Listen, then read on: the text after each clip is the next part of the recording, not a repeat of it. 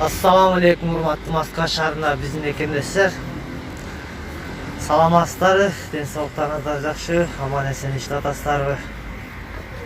Бүгүн мен Яндекс Еда боюнча бир аз видео тартайын дедим да. Азыр жаңы система чыккан. Жаңы система боюнча кандай болот?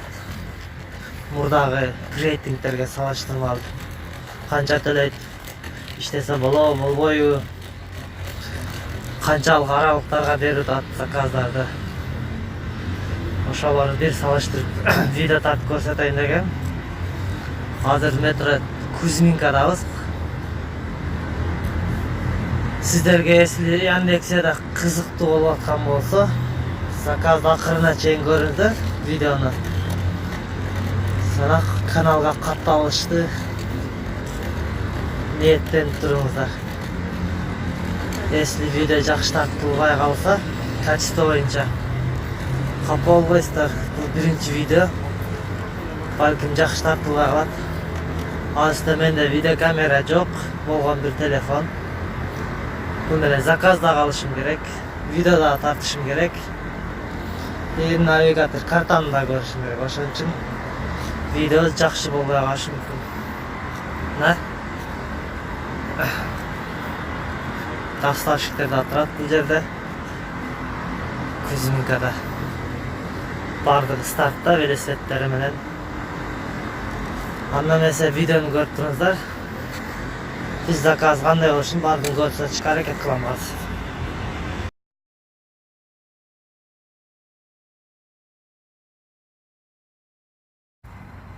Уйхнада заказ таштадык.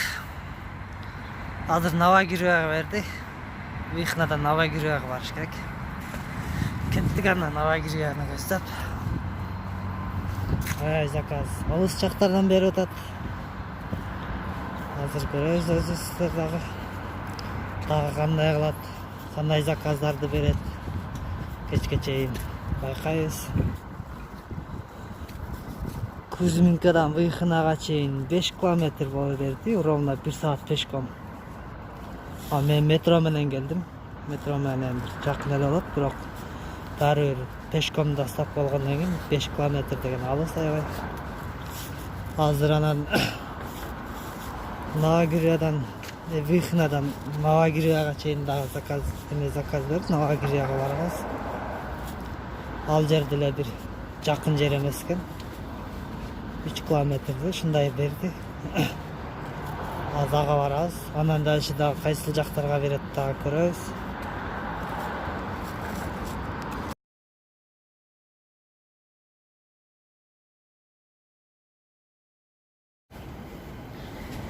Экинчи заказ дагы Новогирегадан берген заказ 1,5 километр таштап.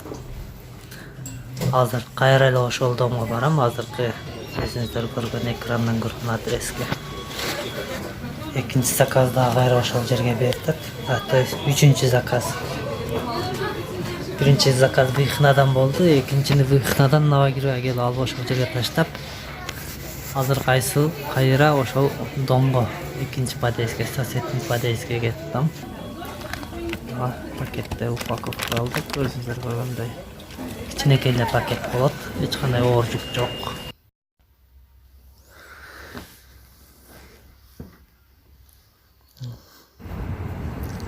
Төртүнчү заказды таштадык. Азыр метрону көздөп Макдоналдс жакка кеттим. Төртүнчү заказ жакын жерден берди. 800 метр. 10 минутта таштайт турган жер таштадык. Азыр метро жакта кеттим. Азырда 5-ci заказ бериш керек. Кудай кааласа берет сөзсүз. Азыр аз.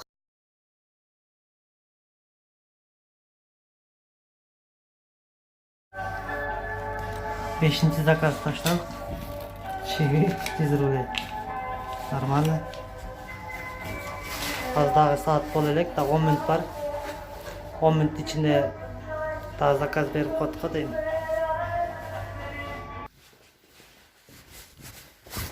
Дестеме.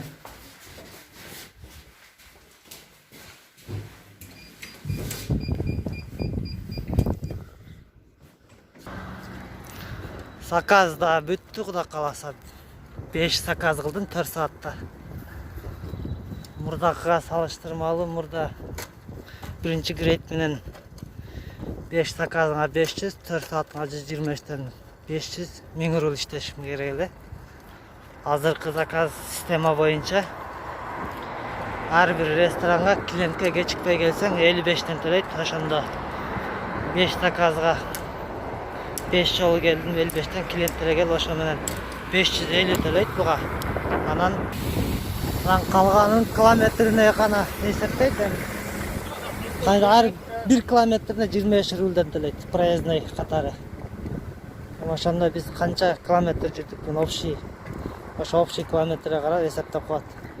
Бүгүндөн мен оюмча бир 12-13 километр жүрдүм го дейм. Ошондо бир 300 төлөсө 800-900га иштеп калдым да. Мурдакыга салыштырмалуу аз, аябай 200, 100, 300 рул айырма болот. Мурдакы грейдингге салыштырмалуу.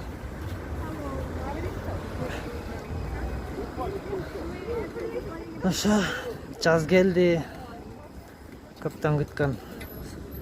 Эми Яндексте иштейбиз деген деп ойлонуп алсак, ушундай кылып койду. Системаны алмаштырып койду. Бирок баары жаман эмес, 4 саатта 900 деген иштей бериш керек. Ушу менен бүгүнкү видеобуздагы бүттү. Заказдарды көндүк, кылдык. Отчет да келди. Saat 8'de 12 gelip 4 saatte 7 kilometre 600 metre жүрүпмүн. Бул ресторан менен клиенттин ортосундагы жол аралыктар. Калган километрлерин эсептеп общий заказга 550 төлөптү. Баягы өзүм айткандай эле. Калгандары проездной төлөгөн 846 рублга иштепмин. Бардыгы. Погода сон бүгүн. Ошо менен бүгүнкү заказ 4 саатта жыйынтык 846га иштептим. Кече күндөрү аябай суук болот. Сиздер каналга катталыңыздар. Кийинки видеода болот, Кудай кааласа.